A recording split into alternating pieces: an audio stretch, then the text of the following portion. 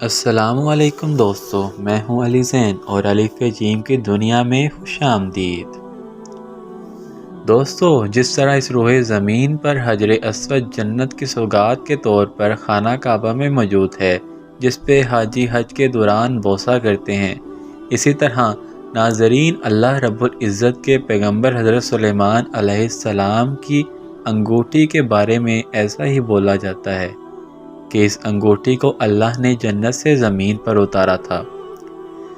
لیکن حضرت سلیمان کی اس دنیا سے پردہ پوشی کے بعد یہ انگوٹھی کس کے پاس پہنچی اور دوبارہ سے یہ کب ظاہر ہوگی، یہ سب اب تک ایک راز ہی ہے۔ حضرت سلیمان اللہ کے برگزیدہ نبی اور حضرت داؤد علیہ السلام کے فرزند ہیں، جو کہ اپنے والد کی اس جہاں سے پردہ پوشی کے بعد کم عمری میں ہی تخت نشین ہو گئے۔ آپ علیہ السلام کا شجرہ نسب حضرت ابراہیم علیہ السلام سے جا ملتا ہے۔ کہا جاتا ہے کہ انہوں نے متحد اسرائیل پر 970 قبل مسیح سے لے کر 931 قبل مسیح تک حکومت کی۔ اس کے بعد اسرائیل ملک دو حصوں میں تقسیم ہو گیا، ایک شمالی اور دوسرا جنوبی اسرائیل۔ حضرت سلیمان علیہ السلام کو آقائے دو عالم رحمت للعالمین حضرت محمد صلی اللہ علیہ وآلہ وسلم سے بہت محبت تھی۔ حضرت سلیمان نے کعبہ میں قیام اور نماز ظہر ادا فرمائی۔ 5000 اونٹ، 5000 گائے اور 5000 دمبے اللہ کی راہ میں قربان کیے اور اپنی قوم کے لوگوں سے مخاطب ہوتے ہوئے بولا کہ یہ وہ مقام ہے جہاں پر اللہ رب العزت کے آخری نبی حضرت محمد صلی اللہ علیہ وآلہ وسلم کی ولادت ہوگی۔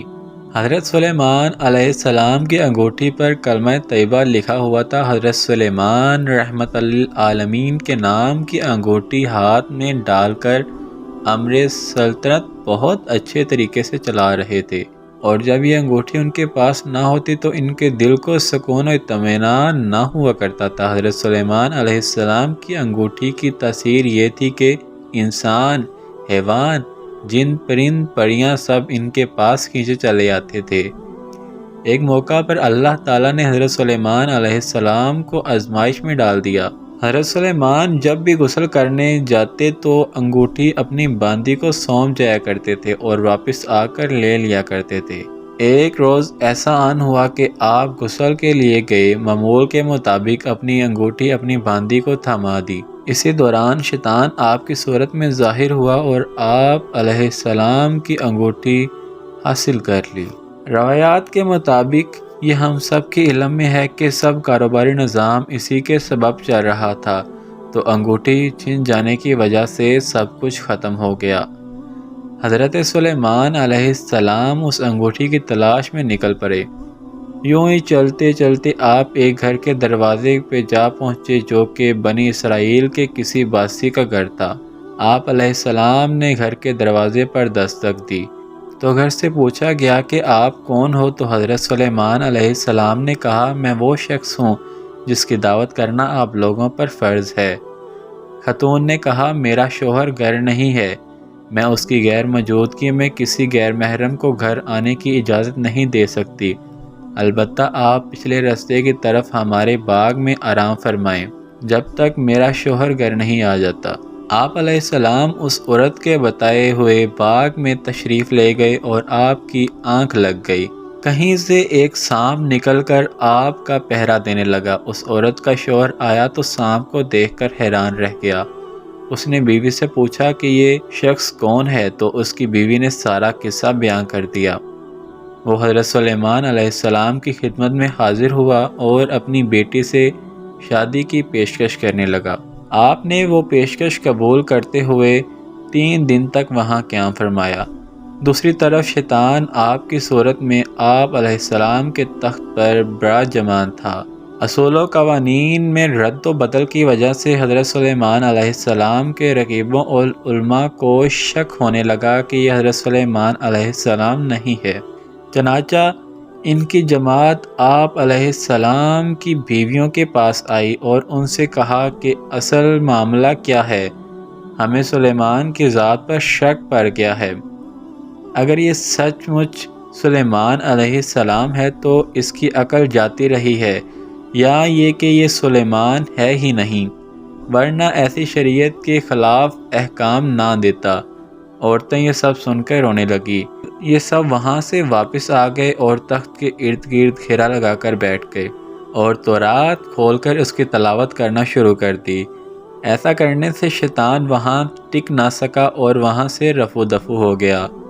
اس ملعون نے آپ علیہ السلام کی انگوٹھی دریا میں پھینک دی۔ حضرت سلیمان جب گھر واپس آ رہے تھے تو دریا میں مچھوڑوں کو مچھلی پکڑتے دیکھا۔ ان کے پاس آ کے ان سے ایک مچھلی مانگی اور اپنا نام بتایا۔ اس پر بات لوگوں کو بڑا غصہ آیا کہ دیکھو، بھیک مانگنے والا اپنا نام سلیمان بتا رہا ہے۔ انہوں نے آپ علیہ السلام کو مارنا پیٹنا شروع کر دیا۔ آپ زخمی ہو کر دریا کنارے جا کر اپنے زخم دھونے لگے۔ بعض ماہگیروں کو آپ پر رحم آ گیا کہ ایک ساحل کو بلا وجہ مارا پیٹا گیا ہے، اور کہا کہ جاؤ بھائی، اسے 2 مچھلیاں دے آؤ، بھوکا ہے، کھا لے گا انہیں بھون کر۔ چنانچہ وہ مچھلیاں آپ کو دے آئے۔ بھوک کی وجہ سے آپ اپنے زخم اور درد بھول گئے اور جلدی سے مچھلی کا پیٹ چاک کرنے بیٹھ گئے، اور اللہ پاک کے کرم سے اس کے پیٹ سے وہ انگوٹھی نکل آئی۔ آپ علیہ السلام نے اللہ کی تعریف کی اور انگوٹھی انگلی میں ڈال لی۔ اسی وقت پرندوں نے آ کر آپ پر سایہ کر دیا اور لوگوں نے آپ کو پہچان لیا اور آپ علیہ السلام سے معافی مانگنے لگے۔ آپ علیہ السلام نے فرمایا کہ یہ سب اللہ تعالیٰ کا امر تھا، اللہ تعالیٰ کی طرف سے یہ ایک آزمائش تھی۔ آپ علیہ السلام آئے اور اپنے تخت پر بیٹھ گئے اور حکم دیا کہ اس شیطان کو جہاں بھی ہو گرفتار کر کے لاؤ۔ چنانچہ اسے قید کر لیا گیا۔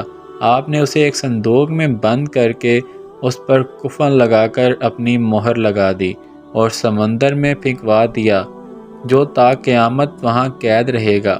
روایات میں ہے کہ حضرت داؤد علیہ السلام کی وفات کے بعد اللہ پاک نے سلیمان علیہ السلام سے فرمایا، مجھ سے اپنی حاجات طلب کرو۔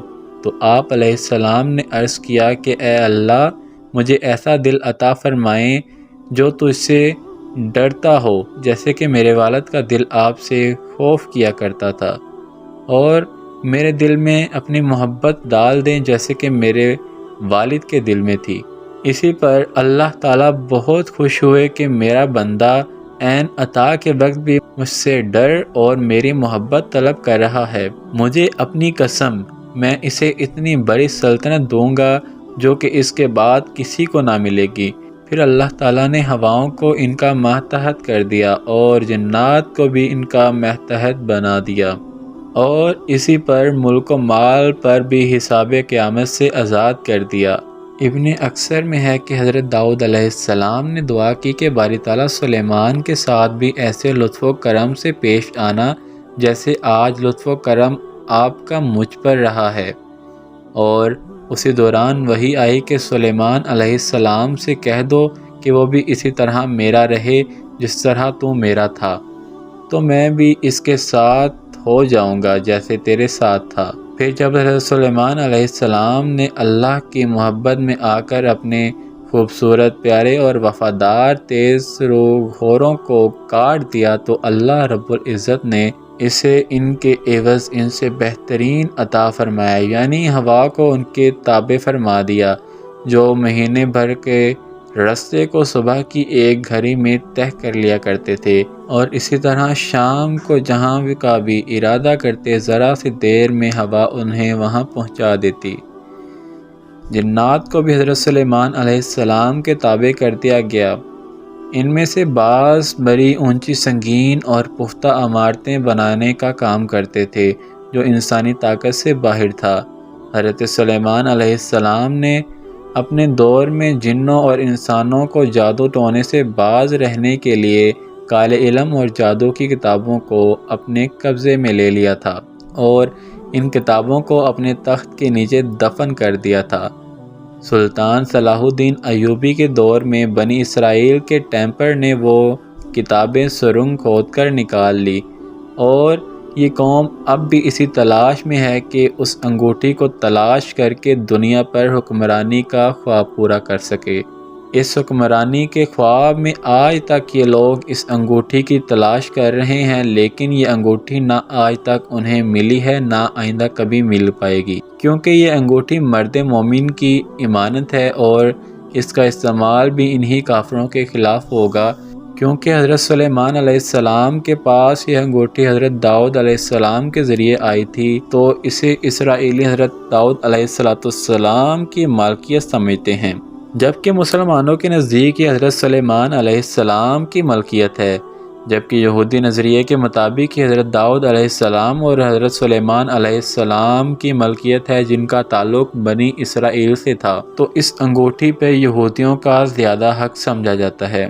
اسرائیل کے پرچم میں 5 کونوں والا ستارہ جسے لارڈ آف ایوز کا نام دیا جاتا ہے، یہ بھی دراصل اسی انگوٹھی کی شبیہ ہے۔ بارہا حضرت سلیمان علیہ السلام کی وفات کے بعد یہ انگوٹھی کہاں گئی، اس کا علم اللہ رب العزت کے سوا کسی اور کو نہیں، لیکن مختلف روایات میں یہ بات آتی ہے کہ روز قیامت یہ انگوٹھی دوبارہ ظاہر کی جائے گی۔ تو دوستو، امید کرتا ہوں کہ اس ویڈیو سے آپ کے علم میں بہت اضافہ ہوا ہوگا اور یہ ویڈیو آپ کو بہت اچھی لگی ہوگی۔ ایسی مزید ویڈیوز کو دیکھنے کے لیے ہمارے چینل کو ضرور سبسکرائب کر دیں اور میری ویڈیو کو لائک کر دیں۔ انشاءاللہ جلد ایسی ویڈیو کے ساتھ ملتے ہیں۔ اللہ حافظ۔